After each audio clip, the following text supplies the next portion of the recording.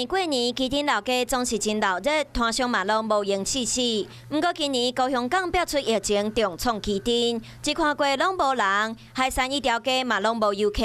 自过年到今，老街都那空城共款，有的店规气袂做生意，直接休困，较免搁了钱。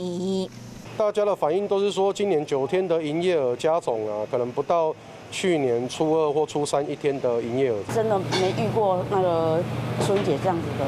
他们口口的车价都停袂停啦。业绩直接减少到啥，笑拢笑袂出来。已经传好的食材嘛，全部拢爱了钱。经历过上惨的春节，因拢希望市府会使斗3工。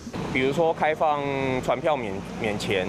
比如说发放振兴券，那个消费券、基金专用消费券，或者是一些活动。我今仔会使伫基丁使用的消费券，嘛其他会使像进前夜车的相款券增加人客。除了优惠方案以外，嘛希望市长会使发挥带头的作用。市长带队来这边，可能吃个饭或是住一晚，让提升一些国民对我们旗津的一些消费信心。这样，研拟相关的一个振兴方案，那这个部分。我们还会跟旗津的商圈来做一个讨论，等到定案以后会立即公布。稳定疫情了后，想要恢复原本的生活，店家嘛敢若唔望会使有观光客来到基丁。